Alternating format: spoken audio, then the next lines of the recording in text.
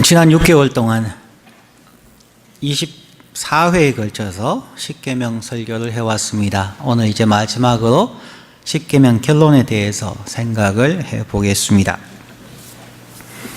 먼저 한 이야기를 소개합니다.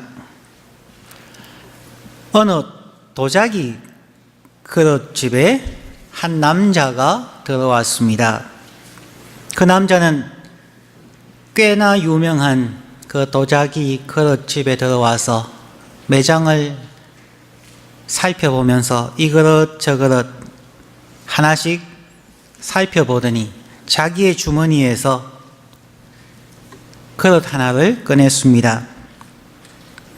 그러더니 그는 진열되어져 있는 그릇과 자기가 가지고 온 그릇을 가볍게 부딪혀 보았습니다.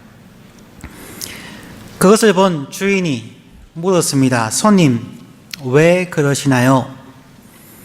그 손님은 근엄한 표정을 짓고 이렇게 대답했습니다. 그릇과 그릇을 부딪혀 보면 그 그릇의 품질을 알 수 있기 때문에 내가 그렇게 합니다. 가게 주인이신가 본데 그것도 모르시오. 남자는 그릇 가게의 그릇들을 하나하나 부딪혀 보면서 소리를 들으면서 다녔습니다. 작은 그릇부터 시작해서 값비싼 수제 도자기 그릇까지.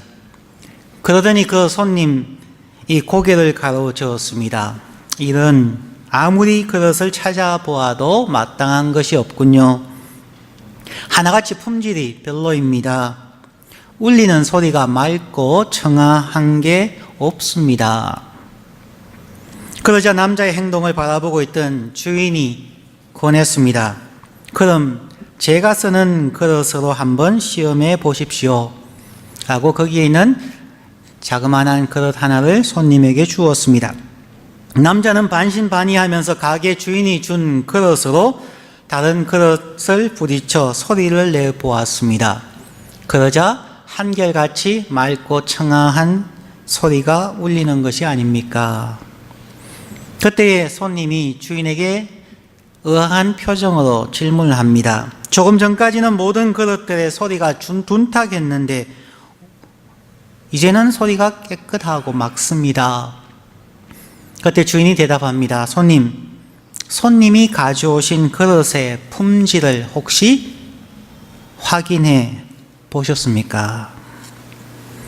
가게 주인이 자신이 가진 그릇으로 남자의 그릇을 쳐보자 손님이 가져온 그릇으로 쳐보자 듣기에 괴로운 둔탁한 소리가 났다는 것입니다.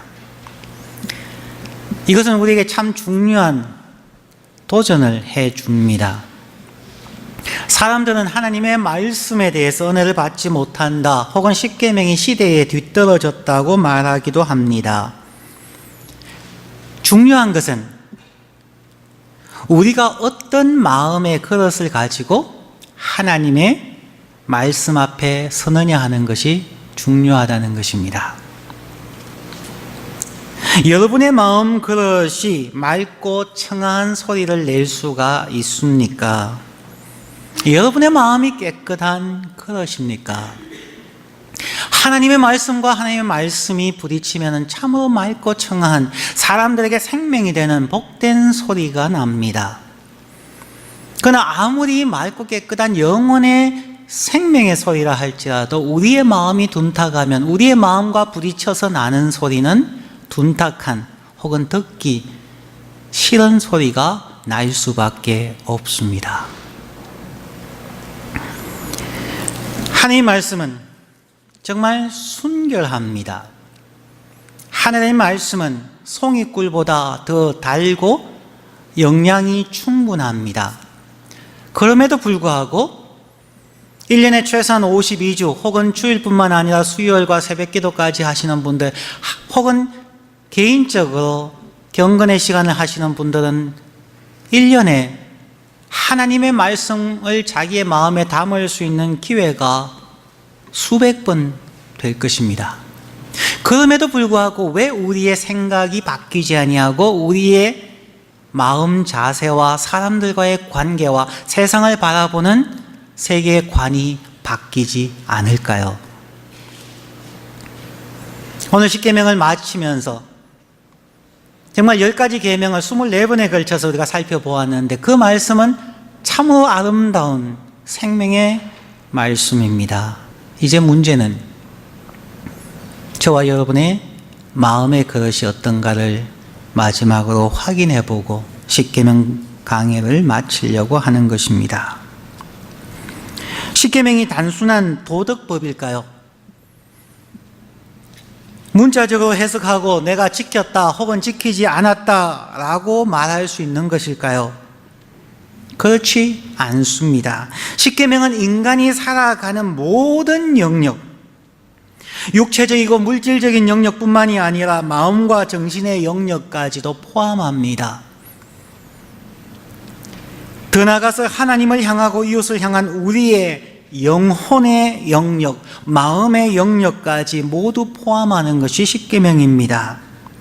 10계명은 하나님께서 인간을 지극히 사랑하셔서 인간에게 최고의 행복한 삶을 살아갈 수 있는 마음 자세와 방법을 알게 해주시는 하나님의 간절하고도 사랑으로 가득 차 있는 하나님의 마음의 표현입니다. 오늘은 10계명의 마지막 24번째로 그의 결론 혹은 10계명의 요약과 함께 우리가 어떻게 지킬 수 있느냐에 대한 하나님의 말씀을 살펴보려고 합니다.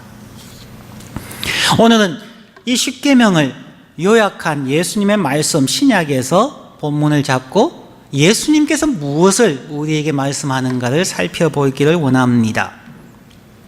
오늘 본문이 마태복음 22장 34절부터 40절까지 해서 한 율법사가 예수님에게 시험하기 위해서 질문합니다. 그 질문은 율법 중에 어느 것이 가장 큽니까? 35절 말씀, 그 중에 한 율법사가 예수를 시험하여 묻되 36절, 선생님이여 율법 중에 어느 계명이 크니까? 한글 성경 어느 계명이 큽니까? 하지만 영어 성경에 보면 Teacher, which is the greatest? 가장 큰 greatest commandment in the law. 예수님께서 십자가에 달려 돌아가시기 며칠 전 사두개인들과 바리새인들과 율법사들이 예수님을 시험했습니다. 오늘 본문 앞부분에서는 부활이 없다고 주장하는 사두개인의 질문에 예수님께서 잘 대답하신 것을 사람들이 인정하면서 율법사가 질문을 했습니다. 선생님, 율법 중에 어느 계명이 가장 크니까? 이 본문을 읽으시면서 가장 먼저 주목해야 될 것이 있습니다. 율법사의 질문과 예수님의 대답에 하나의 차이점이 있다는 것을 발견하셨습니까? 율법사의 질문과 예수님의 대답 사이에 있는 이 단 하나의 차이가 두 사람 혹은 두 분의 삶을 180도 다르게 만들어 버렸다는 것입니다. 율법사는 어느 하나가 율법 중에서 가장 큰 계명입니까? 라고 질문했습니다. 그러면서 율법사의 마음속에서는 이 사람은 신학 박사이기에 성경을 거의 암송하다시피 하는 사람이기에 그 마음속에 예수가 이렇게 대답할 것이라고 상상했을 겁니다. 그것은 신명기서 6장 5절의 말씀입니다. 너는 마음을 다하고 성품을 다하고 힘을 다하여 너의 하나님 여호와를 사랑하라 라는 대답을 그는 충분히 예상했을 것입니다. 이것이 사두개인들, 바리새인들, 율법사들의 생각이고 그들의 성경 해석이었습니다. 그리고 오늘날 그리스도인들이 동일한 실수를 범하고 있는 대답이기도 합니다. 실수라고 제가 강조하는 이유는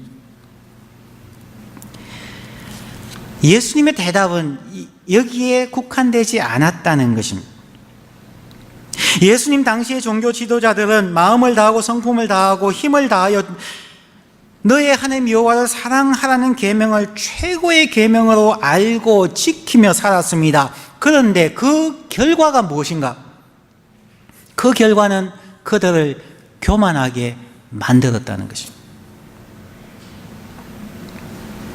우리들도 우리의 신앙생활을 하면서 우리의 마음과 성품과 힘을 다하여 너의 하나님 여호와를 사랑하라가 최고라고 얘기한다면 우리도 교만에 빠지는 실수를 범할 수밖에 없습니다. 하나님에 대한 뜨거운 사랑이 다른 사람들과의 경쟁으로 이어지게 됩니다. 하나님에 대한 뜨거운 사랑이 자신들을 특별한 존재, 특별한 계층으로 생각하게 만든다는 것입니다. 그러므로 그들은 서서히 교만해지고 특권층으로 군림하며 일반인들인 이웃을 얕보거나 항상 가르치려고만 하게 됩니다. 목회자들의 가장 큰 실수입니다. 신학을 공부하고 나면 항상 가르치려고 합니다. 그러기에 가장 많은 위선자가 목회자들입니다. 가장 문제를 많이 일으키는 자들이 신학 공부를 한 사람들입니다. 목사가 되었던 중간에 포기했던 관계없이 하나님에 대한 신학을 공부하고 하나님을 마음과 뜻과 성품과 힘과 모든 것을 다해서 사랑한다고 하는 사람들에게 동일하게 나타나는 실수입니다. 제자훈련을 5년, 10년을 한 사람들, 밤마다 기도하고 성령을 체험했다고 하는 사람들, 하나님과 부딪혀서 밤을 새워서 소위 소나무를 뽑으면서까지 기도하고 금식했던 사람들, 그들의 동일한 실수는 항상 남을 가르치려고 합니다. 남과 비교합니다. 자신이 특권층이라고 생각합니다. 이것이 율법사들의, 바리새인들의, 사두개인들의, 또한 지도자들의 실수였습니다. 그런데 예수님은 율법사의 질문, 단 하나의 최고의 큰 계명을 두 개의 최고의 계명으로 대답합니다. 두 개의 최고의 계명은 하나님의 마음에서는 동일한, 뗄 수 없는 동전의 양면과 같은 두 개의 큰 계명으로 대답하고 있다는 것을 반드시 꼭 기억해야만 합니다. 예수님의 대답이 37절부터 40절에 나옵니다. 예수께서 가라사대 너의 마음을 다하고 목숨을 다하고 뜻을 다하여 주 너의 하나님을 사랑하라 하셨으니 이것이 크고 첫째 되는 계명이요. and 그리고 둘째는 이것과 같다. 이것과 같으니 내 이웃을 내 몸과 같이 사랑하라 하셨으니. 첫째 계명과 둘째 계명이 같다는 것입니다. 하나님 앞에서는 동일한 계명이라는 것입니다. 떼어놓을 수 없는 계명이라는 것입니다. 지난주에 우리가 말씀을 나누었습니다마는 사람들은 끊임없이 하나님의 보좌를 향하여 하나님을 향하여 위로 올라가는데 하나님은 우리를 향하여 아래로 내려오시는 분입니다. 우리는 끊임없이 어긋나고 있다는 것입니다.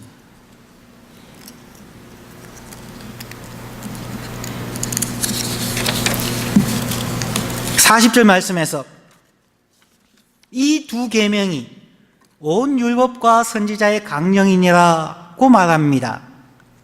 왜 온 율법과 선지자의 강령이라고 얘기할까요? 구약 성경은 크게 네 부분으로 나누어집니다. 처음 5권 모세 오경이라고 하는 펜타투크 율법서가 있고, 그 다음에 역사서들이 있으며 대선지 소선지를 비롯한 선지서들이 있고, 그 다음에 시가서가 있습니다. 욥기부터 시작해서 쭉 나오는 다 시로 쓰여져 있는 내용들이 있습니다. 그런데 예수님 당시에 책으로 편찬되어져 나온 것은 그 중에 두 가지입니다. 모세오경 율법서와 선지서들이 책으로 표현되어져 있고 시가스의 일부가 책으로 만들어지기도 했습니다. 그럼 예수님께서 온 율법과 선지자의 강령이니라 하는 이 말은 구약 성경 전체의 요약입니다 하는 그 말입니다. 구약 성경 전체를 요약하면은 이 두 가지라는 것입니다. 예수님께서 세 명의 제자를 데리고 변화산으로 올라갔을 때에 마운트 트랜스포메이션으로 올라가셨을 때에 제자들이 바라보았을 때 예수님께서 그 산 위에서 모세와 엘리야를 만났습니다. 왜 모세와 엘리야일까요? 모세는 모세오경 율법서를 쓴 사람입니다. 엘리야는 선지서를 대표하고 말라기서에서 보면은 주의 길을 예비하는 엘리야가 올 것이다. 예수의 길, 구세주의 길을 예비하는 선지자의 대표로 엘리야를 얘기합니다. 즉 예수 그리스도께서 변화산에서 모세와 엘리야를 만났다는 것은 구약 성경 전체가 예언한 메시아, 구원자가 바로 예수 그리스도이라는 것을 보여주기 위해서 의도적으로 하나님께서 모세와 엘리야를 보내 예수를 변화산에서 만나게 하신 것입니다. 율법과 선지자라는 표현은 성경 전체를 말합니다. 성경 전체는 이 두 가지 하나님 사랑과 이웃 사랑으로 구성되어져 있고 모든 것을 포함하고 있습니다.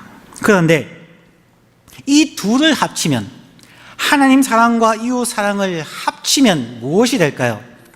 사람들은 하나님 사랑이라고 착각합니다. 하나님 사랑과 이웃 사랑을 하나로 합치면 답은 사랑입니다. 그 사랑 안에, 그 하나님의 사랑 안에 이웃 사랑과 하나님 사랑이 포함되어져 있기 때문입니다. 하나님의 사랑이 무엇입니까? 예수의 사랑이고, 예수의 사랑은 무엇입니까? 십자가의 사랑이고, 십자가의 사랑은 두 개의 막대기가 수직적인 관계와 수평적인 관계를 하나로 묶어 놓은 것이 십자가입니다. 하나님만을 사랑하는 수직적인 관계를 강조하거나 이웃 사랑을 강조하는 인본주의적인 사랑을 강조하면 이것은 몽둥이가 됩니다. 수직적인, 수평적인 두 막대가 합쳐져야만 십자가 하나님의 사랑이지 둘 중에 하나만 있으면 이거는 사람을 두들겨 팰 수밖에 없는 몽둥이가 된다는 것을 기억하셔야만 합니다. 하나님 사랑과 이웃 사랑이 어느 것이 더 크냐고 구별할 수 없다는 것을 예수님이 강조하고 있는 것입니다. 하나님을 사랑한다면서 이웃을 사랑하지 않는 사람들은 율법주의자들이 되며 교만한 사람이 됩니다. 요한일서 4장 20절에서 요한 사도는 이렇게 이야기합니다. 누구든지 하나님을 사랑하노라 하고 그 형제를 미워하면 이는 거짓말하는 자, 다시 말하면 사단의 자식이라는 얘기입니다. 엄청나게 도전적인 말입니다. 하나님을 사랑하노라 하고 형제를 미워하는 자는 거짓말하는 자, 사탄이라는 것입니다.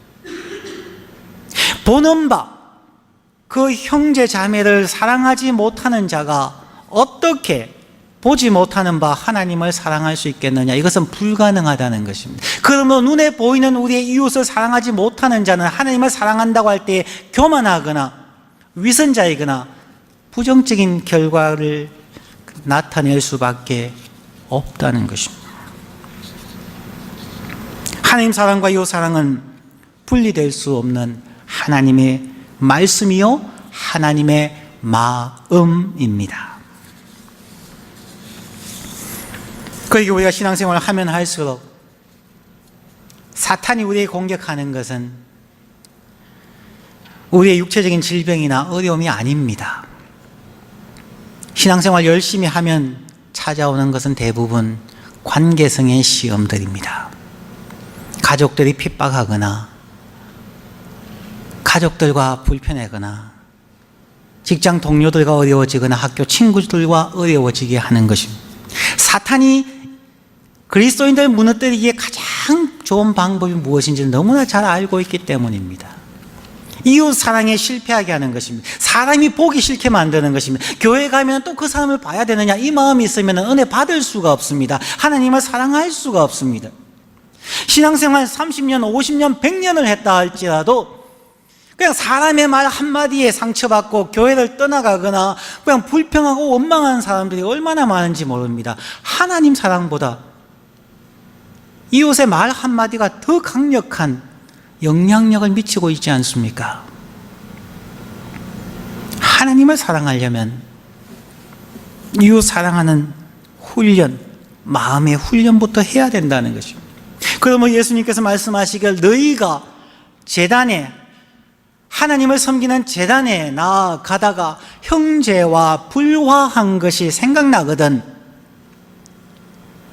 그냥 예물을 거기에 두고 먼저 가서 형제와 화해하고 그 후에 하나님의 제단 앞에 나와서 예배하라고 말하고 있는 이유입니다. 사람들은 자꾸만 불편한 것을 피하려고 합니다. 불편한 관계들을 피하려고 합니다. 그러면서 하나님을 향해서 나아가려고만 합니다. 그러나 그것은 절대로 맑고 청아한 소리를 낼 수 있는 그릇이 아닙니다.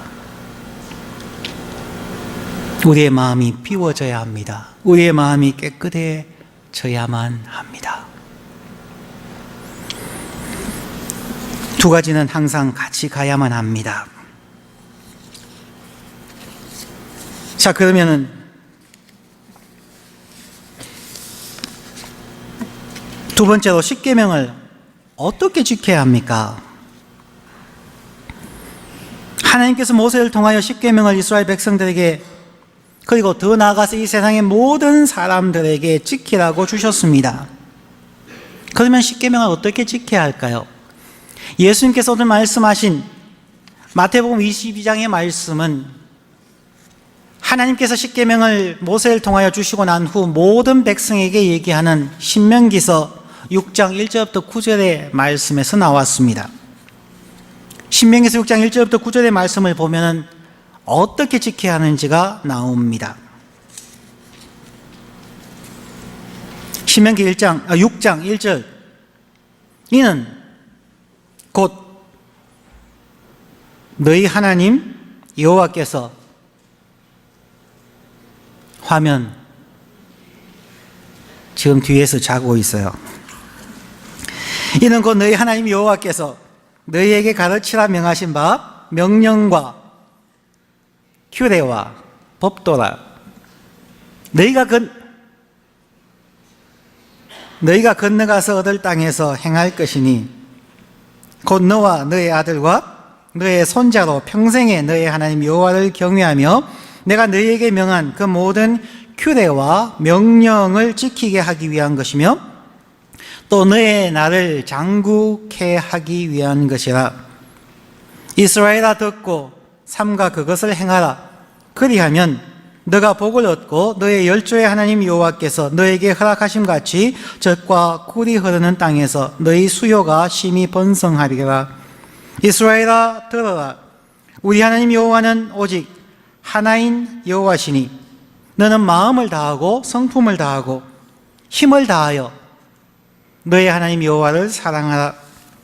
오늘날 내가 너에게 명한 이 말씀을 너는 마음에 새기고 너의 자녀에게 부지런히 가르치며 집에 앉았을 때에든지 길에 행할 때에든지 누웠을 때에든지 일어날 때에든지 이 말씀을 강론할 것이며 너는 또 그것을 너의 손목에 메어 기호를 삼으며 너의 미간에 붙여 표를 삼고 또 너의 집 문설주와 바깥문에 기록할지니라.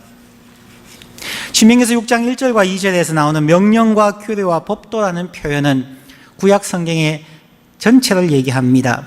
명령이라고 하는 commands라고 하는 것은 십계명인 commandments와 같은 단어이고 규례라는 단어는 제사의식에 관계되어지는 의식법, ceremonial law들입니다. 법도라고 하는 것은 사회법, social law에 해당하는 부분들입니다. 율법은 이렇게 세 부분으로 나누어져 있습니다. 구약에 명령되어진 하나님의 율법을 다 지켜야 하면 약속의 땅에서 행복하게 장수하며 살게 된다는 하나님의 축복과 약속입니다. 그러면 우리는 어떻게 하나님의 율법과 십계명을 지켜야 할까요? 신명기서 6장 4절, 방금 읽었던 4절부터 9절의 말씀을 유대인들은 쉐마라고 부릅니다. 이것은 날마다, 때마다 부모가 자녀들에게 들려주고 모두가 기억해야만 하는 가장 중요한 성경 구절입니다. 4절의 첫 단어가 들어라, hear 이라고 하는데, 들어라 라고 하는 히브리 단어가 쉐마입니다. 쉐마는 들어라, hear 이라는 그런 뜻입니다. 자, 무엇을 들어야 합니까?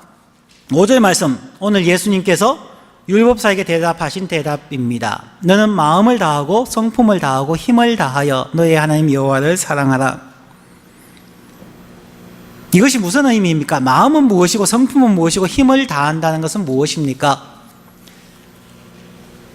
그냥 쉽게 생각을 하셔서 구약 성경뿐만 아니라 신약 성경에서 무엇을 강조하고 싶을 때에 비슷한 단어를 2번, 3번 반복해서 사용합니다.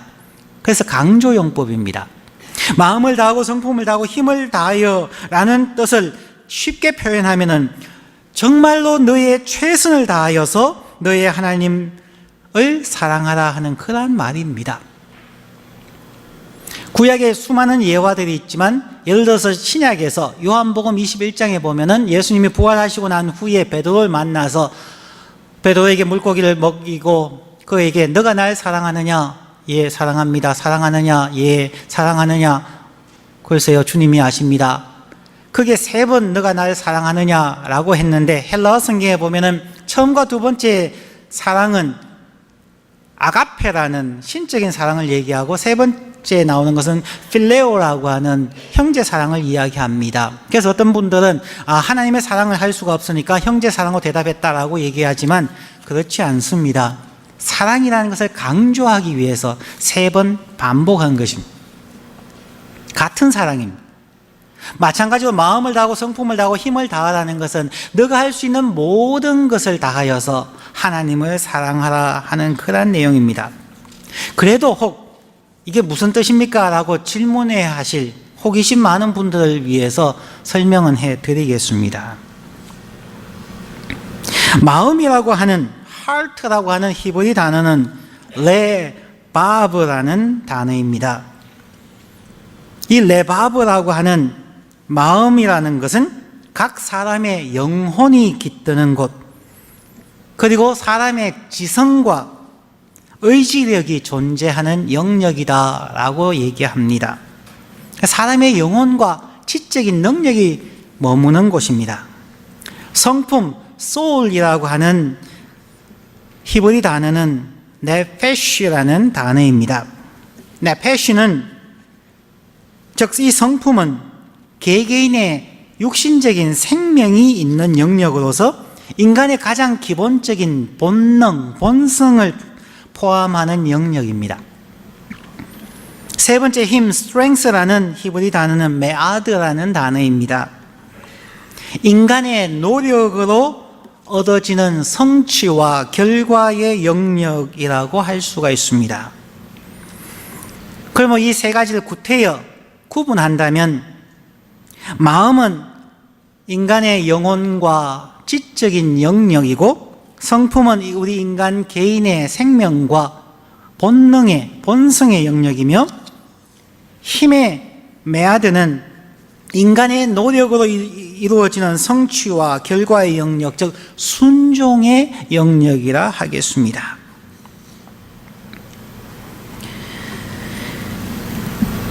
하나님을 사랑하되 이 3가지의 영역으로 진행되어져 갑니다. 우리가 하나님을 알 수도 없고 하나님의 말씀을 이해할 수도 없기 때문에 하나님의 영, 성령님께서 우리의 영혼을 먼저 만져주셔서 우리의 영혼에 하나님의 말씀이 들어와야 하고, 우리가 지식적으로 하나님의 말씀을 알아가며 그것이 우리의 생명과 우리의 본성을 변화시키고 결국 우리의 순종으로 나아가게 하는 그런 순차적으로 생각해 볼 수도 있습니다.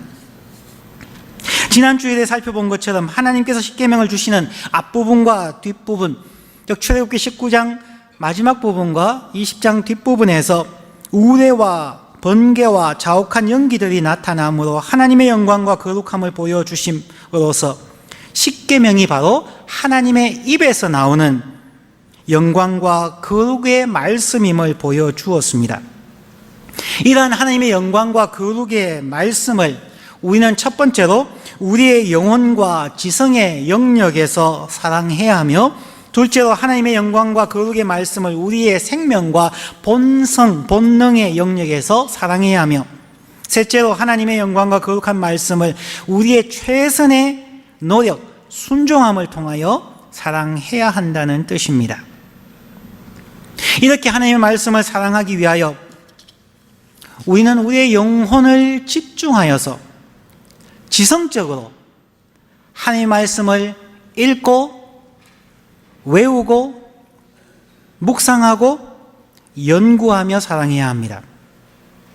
이러한 하나님의 영광과 거룩의 말씀을 게으르고 죄악된 본성으로는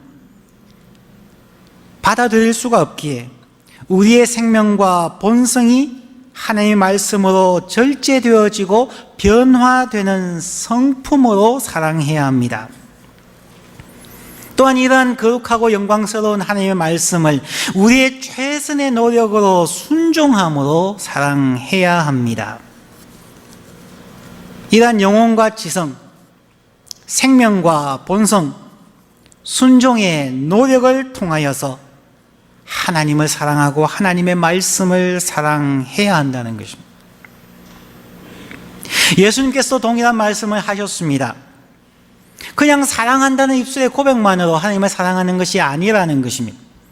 요한복음 14장 21절 말씀에서 예수님은 말씀합니다. 나의 계명을, 하나님의 말씀을 가지고 그 마음에 새기고 지키는 순종의 사람이라야 나를 사랑하는 자니, 나를 사랑하는 자는 내 아버지께 사랑을 받을 것이요 나도 그를 사랑하여 그에게 나를 나타낼 것이다 얘기합니다. 하나님 사랑은 이 세 영역이 있어야 하는 것이 사실입니다. 여러분은 하나님을 사랑한다고 하면서 얼마나 하나님의 말씀을 읽고 외우고 묵상하고 연구하며 여러분의 성품을 변화시키고 삶에 순종하고 있습니까? 이 세 가지의 영역과 삶의 변화를 일으키지 않으면서 하나님을 사랑한다고 하는 것은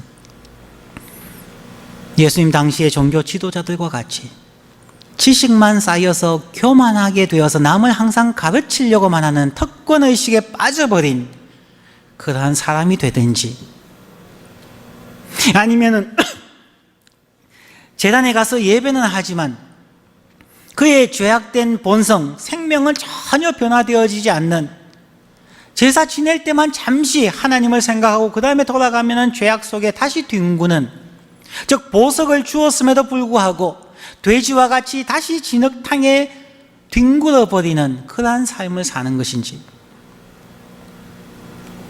아니면 말씀은 좋았는데 그때는 은혜 받았는데 순종하려고 하는 그러한 끈질긴 인내함과 노력함이 없어서 우리의 성품도 변하지 않을 뿐만 아니라 가족관계, 이웃과의 관계가 여전히 가시덤불과 같이 서로 찌르고 상처받고 고통받고 있지는 않습니까?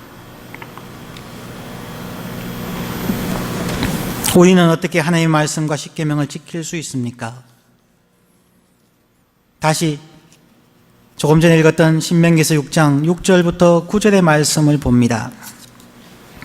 오늘날 내가 너에게 명하는 이 말씀을 너는 마음에 새기고 너의 자녀에게 부지런히 가르치며 집에 앉았을 때에든지 길에 행할 때에든지 누웠을 때에든지 일어날 때에든지 이 말씀을 강론할 것이며 너는 또 그것을 너의 손목에 메어 기호를 삼으며 너의 미간에 붙여 표를 삼고 또 내 집 문설주와 바깥문에 기록할지니라. 이 쉐마의 말씀을 부지런히 가르치고 집에 있을 때든지 길을 행할 때든지 누웠을 때든지 일어날 때든지 말씀을 강론하라. 그 당시에는 성경책을 들고 다니는 사람이 아무도 없었습니다. 인쇄술이 발달하지 않았으니까 그냥 성전에 가면 한두 권의 책이 있었을 뿐입니다. 그러면 어떻게 길에서 어떻게 성경을 부지런히 강론할 수 있을까요? 읽고 듣고 외우고 묵상하고 연구해서 그 머릿속에 그 가슴속에 새겨져 있지 않으면 불가능한 것입니다.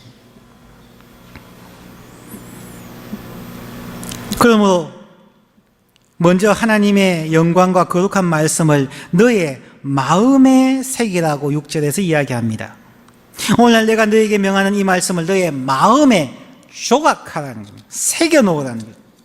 즉 마음, 레바브의 영역에, 영혼과 지성의 영역에 새기라는 것입니다. 우리의 영혼이 말씀에 젖어 있고 우리의 지적인 능력 속에서 하나님의 말씀을 지적으로 읽고 외우고 묵상하고 연구하여야만 한다는 것입니다. 우리가 읽고 묵상한 것이 생각이 나지 않습니다. 아닙니다. 우리는 기억하지 못해도 무의식 속에 다 남아 있습니다. 절대로 좌절하지 마십시오. 읽으십시오. 또 잊으셔도 괜찮습니다. 하나님의 성령님께서 필요할 때 그 말씀이 기억나게 하실 것입니다. 이러한 하나님의 말씀을 자녀들에게 지속적으로 가르치고 마음에 새기게 되면 자연스럽게 우리의 성품이 변화되어지고 힘, 순종의 영역까지 퍼져나가게 됩니다. 우리의 성품, 힘, 즉 순종의 영역을 오늘 7절부터 9절까지에서는 4가지로 표현하고 있습니다. 첫 번째는 손목에 메어 기호를 삼고, 두 번째는 너의 눈썹 사이 미간에 붙여 표를 삼고, 세 번째는 너의 집 출입문, 현관문, 문설주에 기록하고, 네 번째는 바깥문에 기록하라고 명령합니다. 손목에 매는 것은 자기가 보기 위한 것입니다. 마치 손목시계나 팔찌를 하는 것처럼 자기가 보기 위한 것입니다. 하나님 말씀은 항상 자기에게 있어야 하고 자기가 보아야 하고 묵상하고 새겨야만 합니다. 미간에 붙인다는 것은 그 당시에는 거울이 거의 없었습니다. 그래서 미간에 붙이면 자기는 못 봅니다. 그런데 왜 미간에 붙여야 할까요? 가까운 사람이 보라는 것입니다. 여러분의 하나님의 말씀과 함께 살아가고 말씀에 의해서 변화되어진 성품과 순종의 삶을 가장 가까운 여러분의 미간을 볼 수 있는 사람들, 즉 가족들과 형제들과 가까운 사람들이 보게 하라는 것입니다. 신앙생활 열심히 하는데 가족으로부터 배척당하는 사람들이 있습니다. 삶이 바뀌지 않기 때문에, 성품이 바뀌지 않기 때문에. 두 번째는 반드시 여러분의 미간에 붙여서 가장 가까운 가족과 친구들이 여러분의 변화된 삶을, 하나님의 말씀에 의해서 변화된 삶을 보여주셔야 한다는 것입니다. 세 번째는 문설주에 붙이라고 합니다. 여러분의 집에 들어오는 사람들, 가까운 친척들이나 가까운 친구들, 여러분의 집에 들어오시는 분들이 이 가정은 영광과 거룩한 하나님의 말씀에 의해서 변화되어 가고 있다는 것을 보여주라는 것입니다. 온 가족이 정말 하나님의 가정임을 보여줄 수 있어야 된다는 것입니다. 네 번째는 하나님의 말씀을 바깥문에 기록하라는 것은 우리와 특별한 관계를 맺고 있지는 않지만 그냥 알지 못하는 우리의 주위 사람들, 우연히 지나가면서 우리를 볼 수 있는 사람들, 크게 말하면 세상의 사람들, 그들에게 하나님의 말씀이 내 마음에 새겨져 있고 우리의 삶에 새겨져 있다는 것을 볼 수 있게 해 주십시오라는 것입니다. 그냥 다니면서 전도하겠다고 가서 잠깐 시간이 있으십니까? 내가 하나님의 복음을 전하겠습니다. 그렇게 하지 않으셔도 여러분의 지나가는 모습을 바라보는 사람들이 저 사람에게 무엇이 있는지 알고 싶어하는 욕망이 생기게 하라는 것입니다. 입술로 전도하는 것이 아니라 눈빛으로, 따뜻한 눈빛으로, 미소 지어주는 그 상냥한 얼굴과 웃음으로 복음을 전하고 하나님의 거룩하고 영광스러운 말씀을 전가하라는 것입니다. 우리가 하나님을 사랑하는 것, 하나님의 말씀을 사랑하는 것은, 다시 정리하면 첫째, 우리의 지성과 영혼의 영역인 마음에서 새기고 변화되어져야 하며, 두 번째로 우리의 생명과 본성적인 영역인 성품에서 변화되어지고 새겨져야 하며, 셋째로 육신의 헌신을 통하여, 절제함을 통하여 우리의 행위와 삶이 변화되어지는 삶의 열매를 통하여서 하나님을 사랑해야 한다는 것입니다. 그러한 사랑의 모습이 손목에 매며 미간에 붙이며 문설주에 붙이며 바깥문에 기록하는 신앙의 삶입니다. 만약 이렇게 살아간다면 이 땅은 쉽게 변화되어질 수 있을 겁니다. 하나님이 능력이 없어서 이 땅을 복음화 못하는 것이 아닙니다. 생명의 복음의 말씀은 이미 우리에게 주어져 있습니다. 예수 그리스도의 십자가와 보혈은 이미 2000여 년 전 보여주신 하나님의 마음입니다. 생명의 말씀입니다. 그것이 능력이 없어서가 아니라, 하나님이 죽은 것이 아니라, 그 복음을 믿고 하나님을 사랑한다고 고백하며 살아가는 사람들이 변화되지 않아서 아직도 이 땅은 죄와 어둠이 가득한 것입니다. 마지막으로 예수님께서 우리의 마음에 대한 말씀 한 구절 더 말씀드리고 오늘 말씀을 맺겠습니다. 마태복음 15장 7절부터 9절 혹은 16절부터 20절의 말씀입니다. 7절에 외식하는 자들아, 이 신명기서 6장의 말씀에 의해서 변화되어지지 않은 외식하는 사람들아, 이사야가 너희에게 대하여 잘 예언하였도다. 일러서되 이 백성이 입술로는 나를 존경하되 마음은 내게서 멀도다. 사람의 계명으로 교훈을 삼아 가르치니 나를 헛되이 경배하는도다 하였느니라 하시고, 넘어가서 16절, 예수께서 가라사대 너희도 아직까지 깨달음이 없느냐? 입으로 들어가는 모든 것은 배로 들어가서 뒤로 내어 버려지는 줄을 알지 못하느냐? 입에서 나오는 것들은 마음에서 나오나니 이것이야말로 사람을 더럽게 하느니라. 마음에서 나오는 것은 악한 생각과 살인과 간음과 음란과 도적질과 거짓 증거와 회방이니 이런 것들이 사람을 더럽게 하는 것이요 씻지 않은 손으로 먹는 것은 사람을 더럽게 하지 못하느니라. 마음의 문제입니다. 우리의 영혼과 우리의 지적인 영역인 마음의 문제입니다.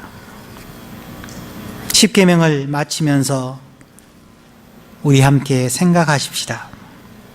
십계명은 우리의 행복을 위하여 영광과 거룩하신 하나님께서 모세를 통하여서 우리 모두에게 주신 진리의 말씀입니다.